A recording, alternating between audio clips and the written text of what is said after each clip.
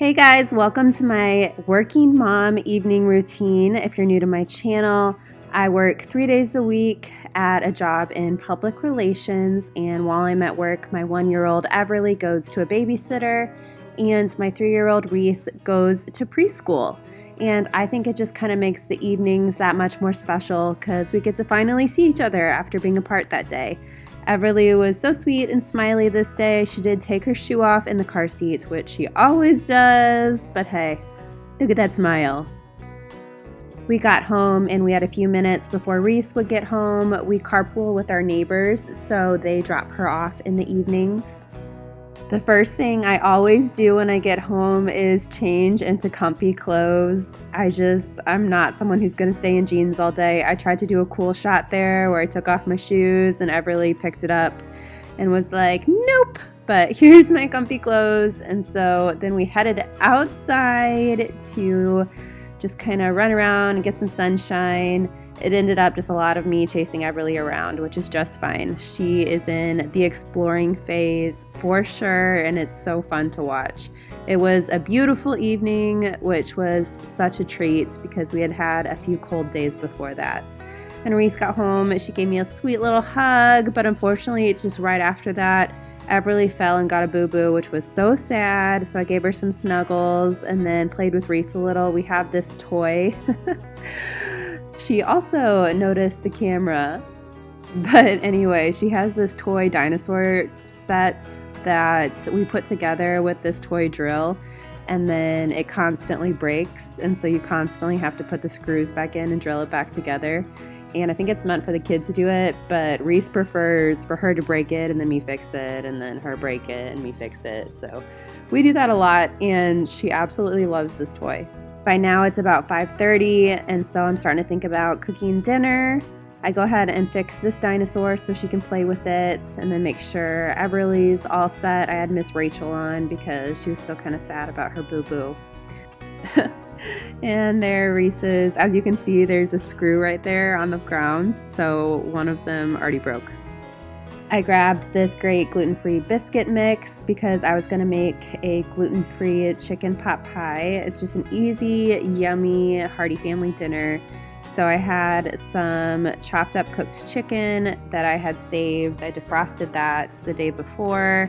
So for my chicken pot pie filling, I just used the cooked chicken, a peas and carrots mix, and then a cream of chicken, maybe add a little salt and pepper, and then top it with biscuit mix. Then later you'll see me take about 2 cups of the biscuit mix, make it according to instructions, put that on top. I just cook it for about 30 or 40 minutes and it comes out great. As you can see, I realized I used too small of a mixing bowl, so I gotta use this big one. A little about my career history. I double majored in public relations and broadcast journalism, and my first couple years out of school I actually worked in broadcast journalism at a TV station and at a web news company before I got my job that I currently have working at a hospital in communications. I actually just celebrated my 8-year work anniversary working for my company, which was kind of cool. After I had my oldest daughter, Reese, I went from full-time 40 hours a week to 3 days a week, 24 hours a week. And I was able to do that and also keep full benefits because my company offers that as an option, which was just a huge blessing. And it's something that we definitely had to talk about as a family. And I'm just really grateful that I was able to have that option because I know not everybody is. About 5 years ago, I was kind of just itching for a creative outlet, and I wasn't sure exactly what that would look like, but I also knew that I enjoyed the content that normal people made, I guess. Is that funny to say? I don't know. On social media, I think you guys know what I mean. Just watching other people in my stage of life share travel or recipes or homemaking or what's going on in their life, routines, that kind of thing. And so whether that be Instagram or YouTube or later TikTok came along, I was thinking and I was like, you know what, I'd really like to do that. So I kind of just went out on a limb and started creating, and Now that also makes a side income for my family, which is just kind of a dream come true and a blessing. I'm not like a crazy huge influencer or anything, but I feel really blessed that my little side hustle also provides some income for my family. So I work at my day job, as I kind of call it, my job at the hospital in communications Monday through Wednesday, and then Thursday through Saturday, I'm a mom, a homemaker, and then I also have my side hustle social media business that I do. But no matter what your mom role is, stay-at-home mom, part-time working mom, whatever, you work full-time. It never stops, definitely. As you can see, Reese came over and started doing some of the stirring, which is great. She loves to stir. So whenever I'm cooking anything where stirring is involved, Reese will totally help out. Now, this kid is not interested in cleaning, just not her thing. Everly likes to clean, actually. She'll help me clean or pretend to help me clean. But Reese prefers to cook. She does not prefer to clean. Actually, one time I cleaned the whole house while she was like out with daddy or something. And she came home, looked around, and said, "Ugh, I want to mess it all up." Which, I mean, for a 3-year-old to say that, it's hilarious. I mean, it was kind of a bummer because I just cleaned, but also it was hilarious. So we got this all in there, smoothed it out a little bit, and got it in the oven, and went back to just kind of some play time while this cooked. I think it cooked like 35 minutes this day. So depending on your oven, I would say 30 to 40 minutes. This is a recipe that we actually had when I was growing up, and so I was kind of excited to bring it back. There's a few casseroles or things that I've made recently that were some of my childhood favorites, and it's fun to make them again. All right, I got that out. It was hot and steamy, and you guys, this was so good. So I sat down to eat with the girls, and then I got them playing again while I did a quick cleanup. This day Kyle was working late, so I just made him a plate and put it in the microwave, and then went ahead and cleaned up dinner.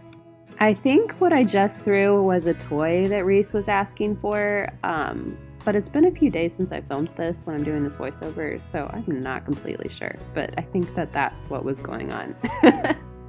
Anyway, I always at least kind of tidy up the kitchen every night. Now, the bedrooms, the living room, all of that, I'll leave that messy and go to bed, but the kitchen is just such a bummer to wake up to, not nice and clean. Same, I can't have like dishes in the sink and go to bed.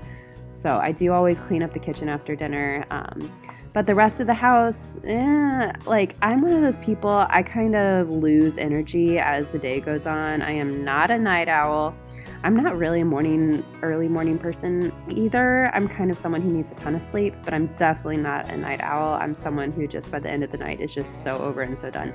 As you can see, the kitchen is still kind of messy, but at least it's wiped up. And Everly, of course, left me a lot of things on the floor. When Everly's done eating, she'll usually take anything that's left on her tray and just start throwing it until her tray is empty. I think that's her way of tidying up after eating. I think she thinks she's doing me a favor, but instead she's making me a mess. So I try to intercept that when I can, but I was not successful this night. But, oh well. This is funny. I knew I wasn't going to mop for a few days, so I just used my Dawn Power Wash to make sure that the floor wouldn't be sticky, which it probably still was in other areas, but at least this spot wasn't.